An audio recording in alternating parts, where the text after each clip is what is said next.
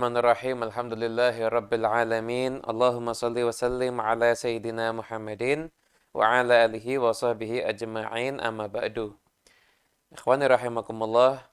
Alhamdulillah, kita semuanya Allah Ta'ala berjumpakan dalam satu pertemuan yang insya Allah pertemuan ini bisa menjadikan kita semuanya terampuni dosanya di sisi Allah Subhanahu wa Ta'ala. Dan kita semuanya mendapatkan berkah. Karena yang kita bahas adalah sebab dari segala keberkahan yang ada, yaitu junjungan kita Nabi besar Muhammad SAW. Pasca Fathu Makkah, tentunya dengan segala rentetannya, termasuk Perang Hunain, kemudian Perang Taif, pembagian harta rampasan perang, maka ada sejarah-sejarah yang tidak boleh kita lupakan. Sejarah tidak terlupakan pasca Fathu Makkah itu ada beberapa kejadian, di antaranya adalah lahirnya putra Nabi yang tercinta, yaitu Sayyidina Ibrahim, putra Nabi Muhammad SAW, dari Maryah Al-Qibtiyah. Sebagaimana pernah kita ceritakan di pertemuan sebelumnya, ketika Nabi SAW mengirimkan surat kepada raja-raja, di antara yang menerima surat Nabi itu adalah Raja Mesir. Raja Mesir itu memberikan 2 orang budak wanita. Yaitu yang satu diambil sama Nabi, yang satu diberikan kepada Hasan bin Thabit. Lahir Ibrahim itu pasca pulang dari Badah Mekah. Ada juga kabar duka, yaitu wafatnya putri Nabi Zainab. Itu wafat ketika Nabi SAW itu pulang kembali daripada Fathu Makkah. Kemudian setelah itu ada beberapa peristiwa. Sebetulnya kalau peristiwa besar setelah Fathu Makkah itu Perang Tabuk. Tapi saya nggak akan langsung masuk ke Perang Tabuk, karena ada beberapa peristiwa yang penting untuk kita kaji, yaitu beberapa kejadian-kejadian yang ini akan mempengaruhi pemahaman kita terhadap sirah yang akan datang.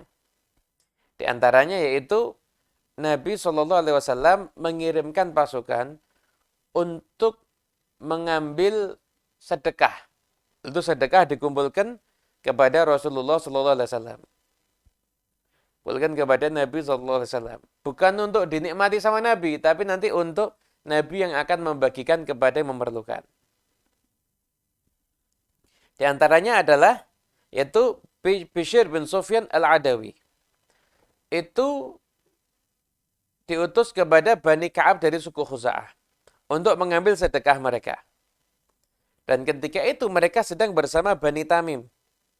Ketika Bishr ngambil sedekah itu, maka Bani Tamim berkata pada Bani Bakar, nganggep kok banyak sekali, seakan-akan kamu terlalu banyak nih ngasih. Ada apa kamu kasih mereka harta-harta kalian? Akhirnya ketika Bishr ini akan ngambil harta sedekah itu, ini Bani Tamim tiba-tiba angkat senjata dan mencegah Bishr untuk ngambil sedekah itu.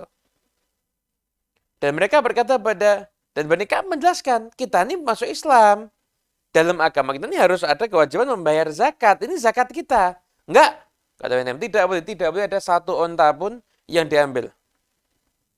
Ketika Bishr menyaksikan seperti itu, loh, ini Bani Ka'ab dari suku Khuza'ah mau bayar zakat, tapi kok dicegah sama Bani Tamim. Akhirnya setelah itu pulang mengabarkan kepada Nabi SAW. Maka Nabi pun ngirim pasukan, yaitu yang dipimpin oleh Uyainah bin Hasan Al-Fazari, 50 bersama 50 ekor pasukan berkuda. Dan tidak ada di antara itu kaum Muhajirin dan Ansar. Mungkin semuanya suku-suku dari Uyainah bin Hasan Al-Fazari tersebut. Maka ketika itu perjalanannya itu dibuat kedatangannya itu mengejutkan. Jadi malam berjalan, siang istirahat, malam jalan, siang istirahat begitu. Maka tiba-tiba ketika datang itu kaget semuanya, mereka tercerai-berai, maka tertawan 11 orang laki-laki, 21 perempuan dan 30 anak-anak.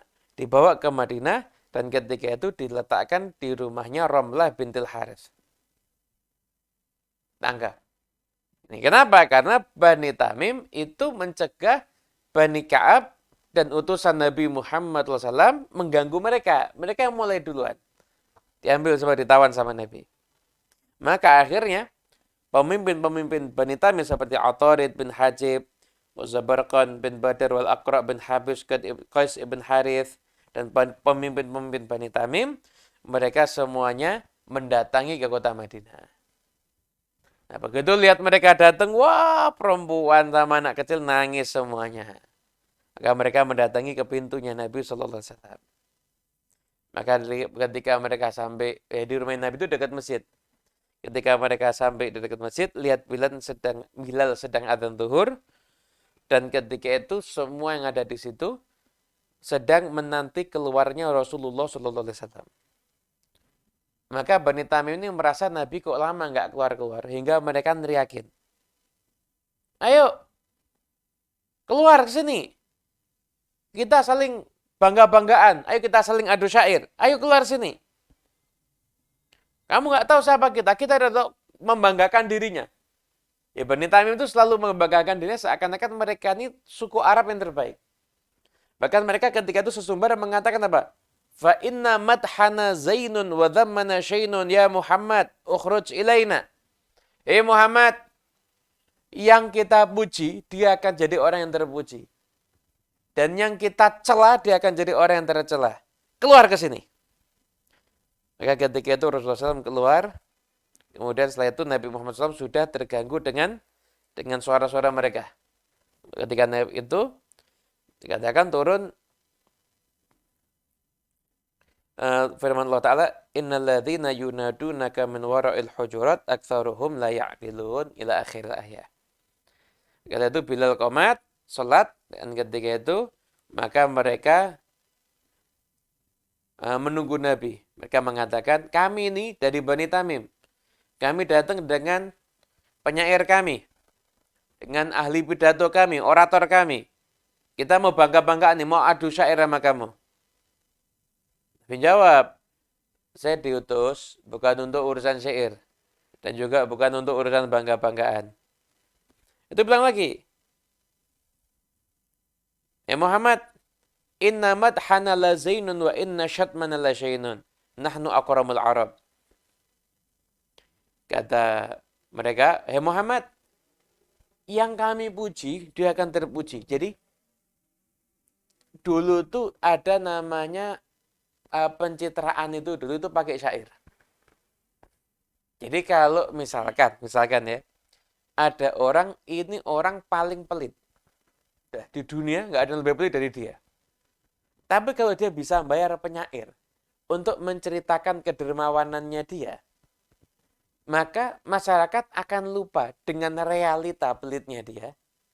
Dan yang diingat adalah keindahan syair tentang kedermawanan dia. Sehingga image-nya, pencitraannya dia adalah orang yang dermawan. Bisa dipahami ya? Jadi, dulu tuh pencitraan itu menggunakan syair. Kemudian, kalau ada orang, misalkan orang itu sangat baik, dermawan, dia itu akhlaknya mulia. Namun, apabila dia itu punya musuh, dan musuhnya itu membayar seorang penyair, terputus sebentar ya. Cek, bismillah. Unmute.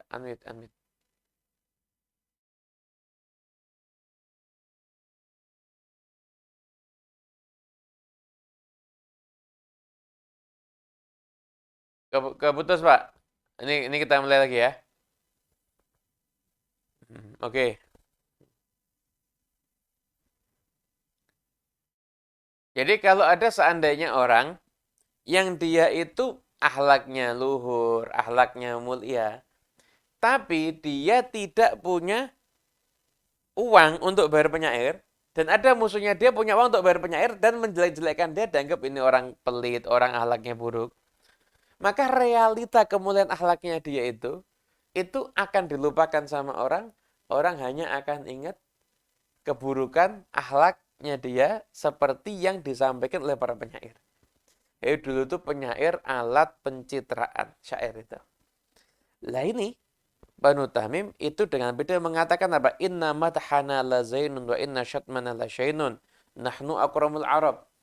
Muhammad, yang kami puji itu akan terangkat namanya. Dan yang kami celah akan jatuh namanya. Kami ini orang Arab yang termulia. Maka Nabi menjawab apa? Kadzabtum. Kamu dusta. Bal madhullahu zain wa syatmuhu syain. Akramu minkum Yusuf bin Ya'qub. Kamu tuh bohong. Yang dipuji sama Allah ya dia yang terpuji. Dan yang dicaci sama Allah ya dia yang tercela. Yang lebih mulia dari kamu itu adalah Yusuf bin Ya'qub. Karena dia nasabnya mulia. Nabi punya ayah seorang. Nabi ayahnya lagi. Nabi. Ya ketika itu.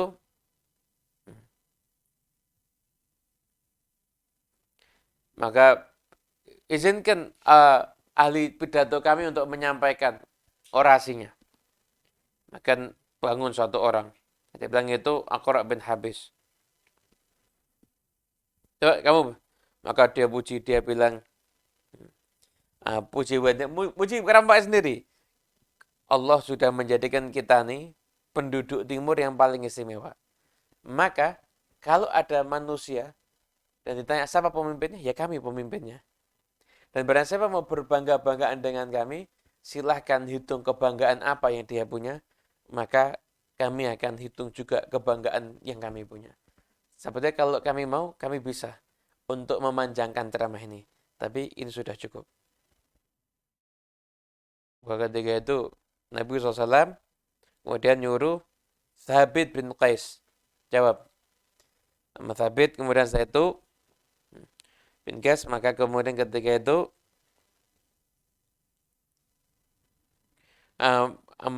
menceritakan tentang Rasul kami, Rasul yang termulia. Hatinya istimewa, nasabnya terhormat. Dan kami ini adalah kaum muhajirin. Sifatnya begini. Dan kaum Ansor, sifatnya begini. Sesungguhnya kami ini adalah penolongnya Allah dan Rasulnya.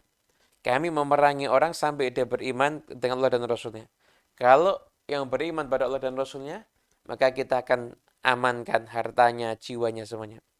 Tapi yang mengkafiri, menentang, maka kami akan berjihad melawan dia di jalan Allah dan membunuh itu bagi kami adalah sesuatu yang mudah. Ketika itu walhasil saling adu syair sampai ketika itu ada bait-bait syair. Sampai ada juga bait-bait syair yang indah-indahan syair. Memang nggak usah saya sebutkan karena ini yang bisa memahami indahnya kalau kita ngerti bahasa Arab soalnya. Syair itu bisa bersajak rapi gitu semuanya. Begitu mereka adu syair, maka Nabi punya penyair andalan. Kata Nabi, Alayya bi Hasan bin Thabit. Alayya bi Hasan bin Thabit. Ada juga yang ketika itu menyatakan ketika Nabi kata Alayya bi Hasan bin Thabit. Maka ketika itu dicari, mana ini Hasan bin Thabit? Maka ketika itu lagi di rumah dan ketika itu akhirnya dipanggilkan Rasulullah Sallallahu Alaihi Wasallam. Ada juga yang mengatakan bukan Hasan bin Thabit, tapi itu adalah Sabit bin Qais. Yang ketika dipanggil sama Nabi untuk jawab khutbah, dia nggak ada. Begitu tanding saya dengan Hasan bin Thabit, maka ketika itu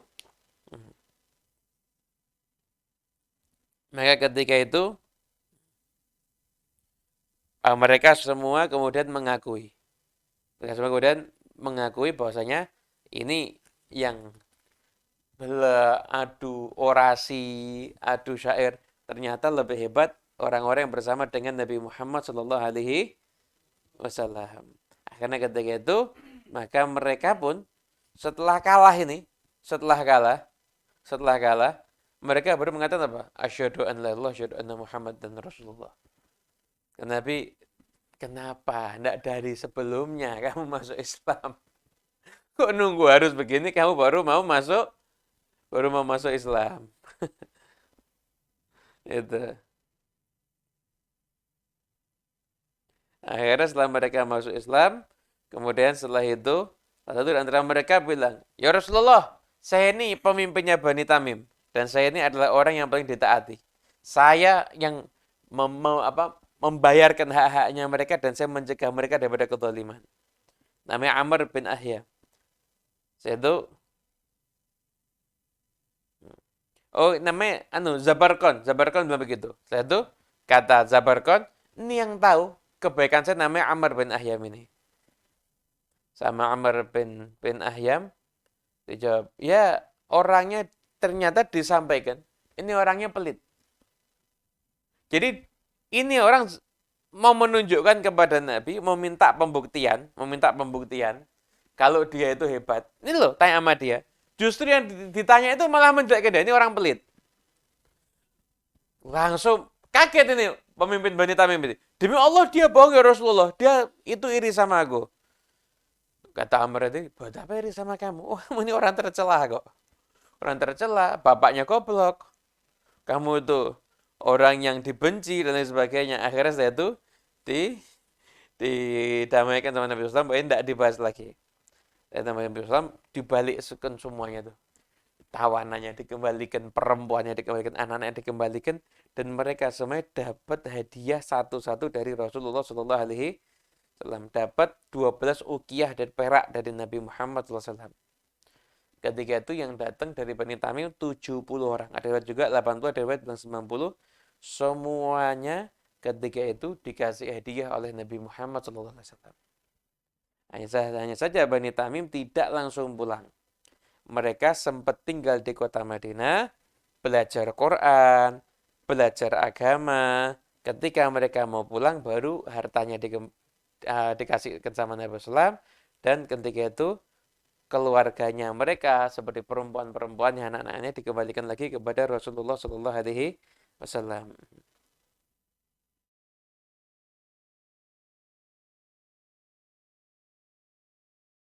Itu adalah kisah kedatangan Banu Tamim kepada Rasulullah SAW, dan akhirnya Banu Tamim pun mereka dikenal orang-orang yang kuat menjaga keislamannya.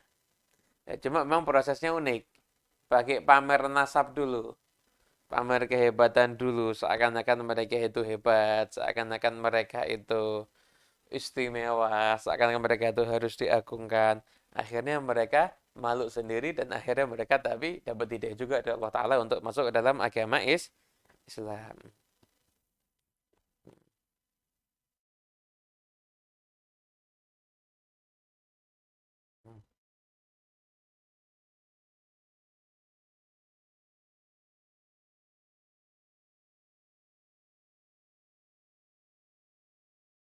Nah, kemudian setelah itu juga ada peristiwa yang unik juga ketika Nabi SAW mengutus Walid bin Uqbah bin Abi Mu'ayyid untuk mengambil zakat dari Bani Mustalik. Nah, uniknya Walid bin Uqbah ini itu musuhan sama Bani Mustalik. Musuhan sama Bani Mustalik dari masa jahiliyah dulu. Jadi ada dendam pribadi antar mereka. Nah, Bani Mustalik itu sudah masuk Islam, sudah bangun masjid. Ketika mereka dengar Al-Walid ini datang untuk ngambil harta mereka, zakat mereka itu, maka mereka keluar 20 orang dengan unta, dengan kambing, zakatnya itu dibawa, dan nyambut Walid itu dari luar. Maksudnya apa? Mau menunjukkan kami ini senang dan mengagungkan Allah dan Rasulnya. Sekalipun harta kami ini diambil, kami senang kalau itu yang ngambil untuk Allah dan Rasulnya. Ini kan bagus, ya kan? Jadi mereka tuh mau menyambut Walid, bawa hartanya sekalian, menunjukkan apa? Kami itu rela melepaskan harta kami. Lah Al-Walid ini kena bisikan syaitan. Begitu lihat 20 orang keluar kan mesti bawa senjata. Maka dia anggap ini, padahal mereka tuh bawa senjata niatnya dia karena memang keluar bawa senjata biasa, tajam untuk berhias. Senjata tuh aksesoris ketika mereka keluar, biasa itu. Dianggap sama Walid ini keluar adalah mau menghadang Walid, mau membunuh dia dan nggak mau bayar zakat. Akhirnya Walid dengan persepsinya ini pulang kembali ke Nabi Shallallahu Alaihi Wasallam. Kemudian setelah itu menyampaikan mereka murtad ini itu nggak mau bayar zakat, saya disambut dengan senjata dan lain sebagainya. Maka ketika itu Nabi SAW mengutus Khalid bin Walid sama beberapa pasukan, tapi diam-diam, diam-diam. Ketika itu di antara cara ngetesnya mereka itu, dan Nabi dikatakan coba lihat nanti ketika subuh sholat apa enggak mereka. Khalid bin Walid datang ketika itu, setelah itu enggak menambahkan diri, tapi menyaksikan ketika subuh mereka semua mengerjakan sholat. Hari setelah itu Al-Haris bin Durar kemudian mendatangi Khalid. Katakan Rasulullah SAW mengutus Walid. Katanya kamu nggak membayar zakat, kamu mau bunuh dia. Demi Allah, saya belum lihat Walid sama sekali. Belum, Walid itu baru dari jauh langsung pergi. Dan itu disampaikan sama Walid kepada Rasulullah SAW. Enggak ada ya Rasul. Wala lihat Walid apalagi mau dibunuh, enggak ada. Setelah itu akhirnya sampaikan ke Nabi SAW, akhirnya Nabi ngutus Abbad bin Bishr untuk ngambil zakatnya dan ngajarkan syariat Islam, baca Quran. Nah, setelah itu akhirnya dibawa zakatnya kepada Rasulullah SAW yang ada di kota Madinah. Gitu. Itu Uqbah, Al-Walid bin Uqbah bin Abi Mu'aid ini saudaranya Utsman bin Affan seibu. Nah, beliau ketika masa fitnah setelah wafatnya Utsman itu tidak pernah keluar dari rumahnya, menutup diri, nggak mau terlibat dengan apa yang ada di dunia luar ketika itu. Itu yang terjadi dengan Bani Mustalik.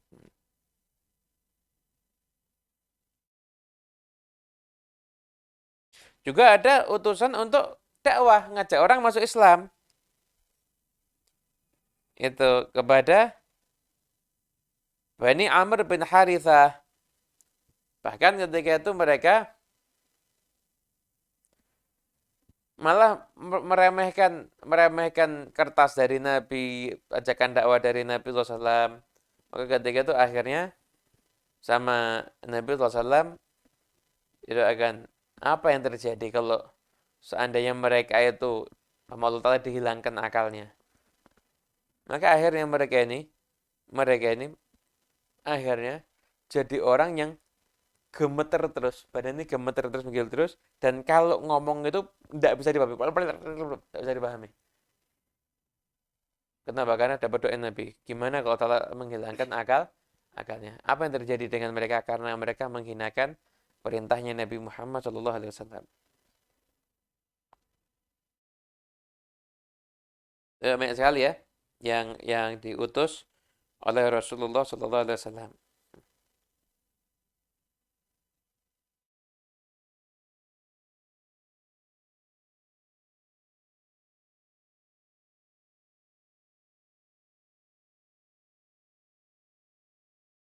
Dan setelah itu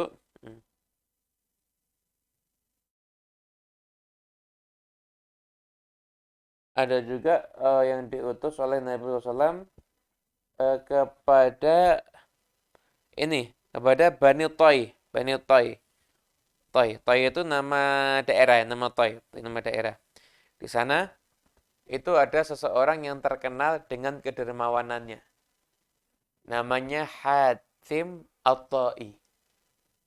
Hatim At-Ta'i ini orang yang dermawannya luar biasa. Cuma Mang Hatim At-Ta'i ini ketika itu hidupnya di masa jahiliyah. Tapi kedermawanannya Hatim ini itu dibuat contoh. Itu dibuat contoh.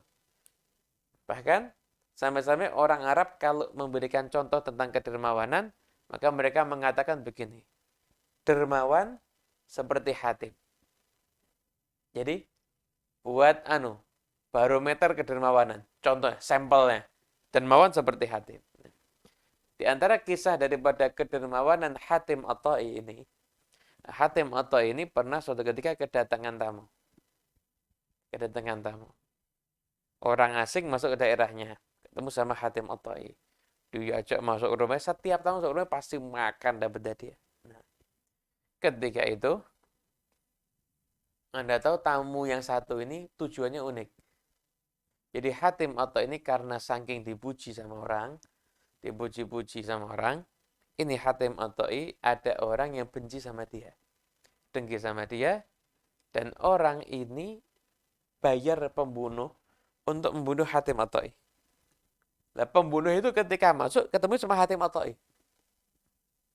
Si pembunuh nggak tahu Hatim At-Tai. Nah, Hatim At-Tai juga nggak kenal sama kalau si pembunuh itu siapa. Dijamu, disiapkan makan dan lain sebagainya. Selanjutnya harus ditanya sama Hatim. Ada apa kamu ke sini? Tujuan kamu apa? Karena si pembunuh lihat orang ini baik. Maka dia kemudian, si pembunuh juga tidak kenal kalau Hatim ini orang baik. Tanya, saya ada misi rahasia. Saya mulai ada misi rahasia-rahasia ini, orang udah mulai deg-degan ini. Misi rahasia? Iya. Oh, apa misi rahasianya? Saya ini mau membunuh Hatim At-Tai. Ngomongnya sama Hatim At-Tai ini. Kata Hatim At-Tai, gampang. Gampang. Gitu ya. Jam sekian, kamu pergi ke tempat itu. Itu yang tidur pakai selendang itu Hatim. Kamu bunuh aja dari situ. Kamu bunuh aja dari situ. Oh ya gitu ya, iya. Jam sekian di tempat ini yang tidur pakai kerudung itu pasti Hatim At-Tai. Oh ya, udah oke. Jamnya ditentukan Hatim At-Tai duluan jalan pakai kerukupan itu tidur. Yang si pembunuh datang. Sudah mau eksekusi, akhirnya dia pengen lihat siapa sih Hatim At-Tai. Dibuka, ya sebut dia. Kaget si pembunuh. Loh, kok kamu? Kaget ya? Iya, saya Hatim. Nggak. Nggak jadi. Kok kamu ngasih tahu saya? Gimana cara yang bunuh kamu? Saya malu kalau ada tamu datang ke kota saya dan pulang tidak terpenuhi hajatnya. Jadi, kamu penuhi hajatmu aja, enggak apa-apa. Kata si pembunuh tadi, enggak, orang seperti kamu enggak boleh dibunuh. Mereka enggak boleh dibunuh. Akhirnya enggak jadi dibunuh. Itu terkenal karena kedermawanannya itu. Hatim At-Tai. Pada zaman sekarang kok jangankan nyawa. Dimintai makan sama tamunya enggak ngasih. Tamunya ngasih kode enggak paham-paham. Ini sarapan enaknya apa yang terkenal ya di sini? Enggak ngerti-ngerti. Oh, kamu ke warung itu aja. Ini Hatim atau ini sekalipun dia di masa jahiliyah, namun keteladanannya itu ketika kita sampaikan tidak ada masalah. Kenapa? Karena dia punya akhlak yang sesuai dengan ajaran Islam. Nah, Nabi SAW mengutus Sayyidina Ali bin Abi Thalib bersama dengan 150 pasukan untuk menghancurkan ada berhala yang ada di daerah Taif. Ketika itu di sana di Toi itu yang jadi pemimpin anaknya Hatim, namanya Adi bin Hatim. Dia jadi pemimpin namanya Adi bin Hatim. Adi bin Hatim ini nggak kenal sama Nabi Muhammad, nggak tahu siapa Nabi, cuma tahu ada orang Nabi namanya Muhammad, tapi bencinya sama Nabi setengah mati. Bencinya sama Nabi itu setelah setengah mati. Itu. Bencinya sama Nabi setengah mati Adi bin Hatim. Suatu hari Adi bin Hatim itu bilang sama penjaganya, kamu bawa kendaraan saya yang bagus. Kemudian setelah itu, nanti kalau terjadi sesuatu, kayak pasukannya Muhammad datang ke sini, kamu kabarin saya. Maka suatu hari akhirnya budaknya datang. Ya Hatim, apapun yang kamu, kalau pasukannya Muhammad datang, kamu mau ngapain? Ya saya mau lari. Lakukan sekarang, pasukan Muhammad sudah datang. Maka Hatim ini bawa istrinya, anaknya, keluarga dibawa pergi ke Syam. Karena Hatim ini orang Arab, tapi dia agamanya Nasrani. Agamanya Nasrani. Tapi Nasraninya tidak seperti Nasrani pada umumnya. Nasraninya Nasrani sekte khusus. Maka Adi bin Hatim langsung pergi ke Syam. Dia nggak sempat untuk ngajak keluarga semuanya. Di antaranya yang tertangkap adalah adik perempuannya dari Hatim At-Ta'i.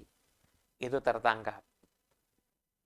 Nah, ketika itu akhirnya adik perempuan ini ditawan oleh umat Islam. Biasanya Nabi SAW itu kalau menawan itu pasti sama Nabi SAW itu ditaruh ada di masjid. Taruh ada di masjid ketika itu. Maka ketika itu setiap Nabi SAW itu sholat baca Quran. Kenapa Nabi itu lihat lihat apa ditawan untuk taruh ada di masjid? Karena biar mereka menyaksikan bagaimana keindahan Islam. Gak sedikit tuh tawanan yang masuk Islam ketika lihat kaum muslimin sholat, dengarkan ayat suci Al-Quran. Nah, adiknya Adi bin Hatim jadi ini saudarinya, dia juga bisa jadi juga ini kakaknya, tapi mungkin lebih masuk akal ini adiknya. Nah, ketika itu saudari Adi bin Hatim ini ketika Nabi SAW itu lewat, bilang, "Ya Rasulullah, ghabal wafid wa anqata'al walid. Wa ana ajuzun kabira ma bi min khidmah famuna alayya manallahu alaik." Ya Rasulullah, saya ini tidak ada yang ngurusi saya. Ayah saya juga sudah mati dan saya juga sudah lemah tua, tidak ada yang ngurus, tidak ada, saya tidak bisa berbuat apa-apa. Berikan saya sesuatu, semoga Allah juga ngasih sesuatu kepada kamu. Siapa yang jadi penanggungmu? Adi bin Hatim. Itu orang yang kabur dari Allah dan Rasulnya.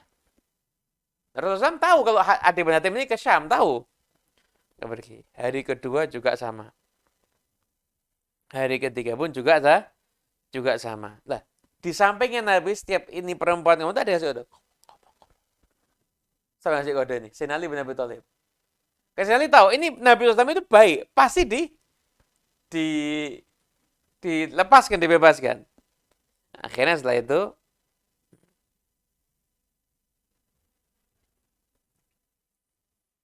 akhirnya yang hari ketiga dibebaskan sama Nabi SAW. Kamu bebas. Kamu bebas. Tapi kamu jangan buru-buru ke Syam. Nanti kalau ada yang barengi kamu, baru kamu pergi ke Syam. Ada yang barengi dia, ada dia pergi ke Syam. Akhirnya dia mendatangi Adi bin Hatim. Oh, Adi bin Hatim dimaki-maki sama saudari perempuannya ini. Kamu zalim, kamu urusi istri kamu, anak kamu. Tapi ini peninggalan dari bapakmu. Enggak kamu urus kita ini itu dan lain sebagainya. Maka adik bin Hatim pun langsung mengaku, ya saya salah, saya minta maaf, jangan ngomong kepadaku kecuali yang baik-baik saja. Terus sampai akhirnya saudari perempuannya itu ridho, maafkan. Saudari perempuannya ini perempuan yang sangat cerdas. Dia kemudian nanya kepada saudari perempuan ini, adik bin Hatim nanya kepada saudari perempuan, gimana? Gimana pendapatmu tentang pria itu? Kata perempuan tadi, kamu segera datangi dia. Kamu segera datangi dia. Karena kalau dia itu betul-betul seorang nabi, maka sebuah suatu kemuliaan kalau kita jadi orang yang pendahulu untuk menjadi pengikutnya dia. Namun, kalau seandainya dia itu seorang raja, maka kamu nggak akan berkurang. Ya kamu tetap kamu nggak akan berkurang.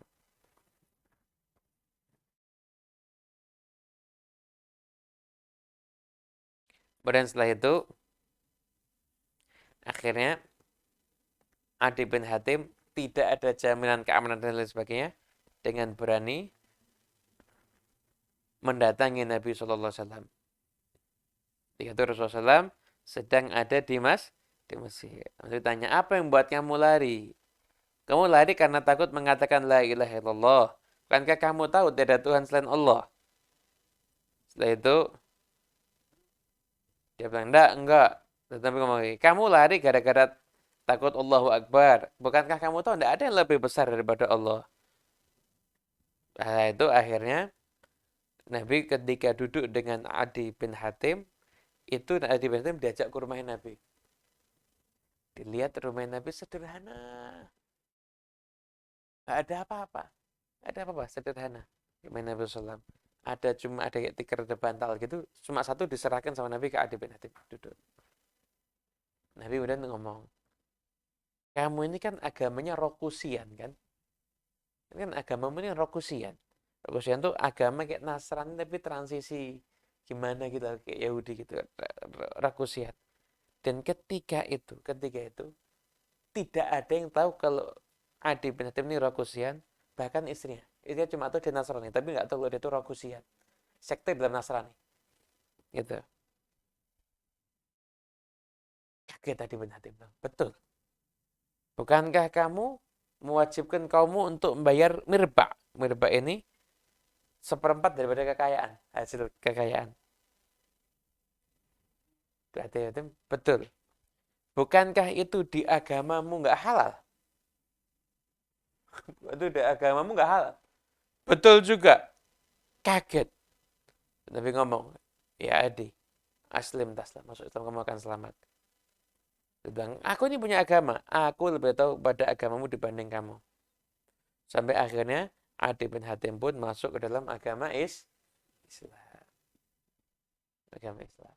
Dan setelah itu, ketika Adi bersama dengan Nabi SAW, datang orang bilang, ya Rasulullah saya nggak punya apa-apa. Datang orang, ya Rasulullah saya tersesat di jalan. Nabi bilang sama Adi, hai Adi, kamu lihat tidak ada orang kebingungan. Nah, nanti kalau usiamu panjang, kamu akan menyaksikan perempuan, maaf, Adi, kamu tahu tidak nama daerah di Irak? Nama daerah di Irak, tahu tidak? Tahu. Kalau usiamu panjang, kamu akan lihat seorang perempuan dari daerah yang ada di Irak itu pergi ke Ka'bah jalan sendiri, tidak ada yang ditakuti kecuali Allah Ta'ala. Dari saking amannya Arab ketika itu. Tidak ada perampokan sama sekali.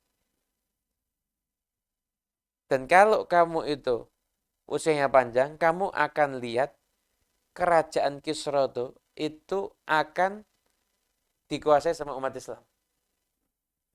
Dan kalau usiamu panjang, kamu akan lihat orang nanti keluar bawa emas dan perak. Siapa yang mau menerima sedekah saya, mau menerima zakat saya? Nggak ada yang mau menerima. Ada kata tadi, demi Allah, aku menyaksikan sendiri seorang perempuan tua jalan dari Irak sampai ke Mekah, tawaf di Ka'bah. Nggak ada rasa takut kecuali hanya sama Allah Ta'ala. Karena saking amannya ketika itu. Dan yang kedua, saya lihat sendiri ketika bagaimana kerajaannya Kisra bin Hurmuz itu ditaklukkan sama umat Islam. Tapi saya tidak lihat ketika yang disampaikan sama Nabi SAW yang ketiga itu orang membawa emas dan tidak ada yang menerima sebagai sedekah. Itu saya nggak lihat. Itulah kisah tentang beberapa peristiwa yang tidak terlupakan dan tidak boleh luput dari perhatian kita pasca daripada perang daripada perang Hawazin dan sebelum perang Tabuk. Insyaallah nanti pertemuan yang akan datang kita akan mengkaji tentang perang Tabuk insyaallah. Allah a'lam bishawab.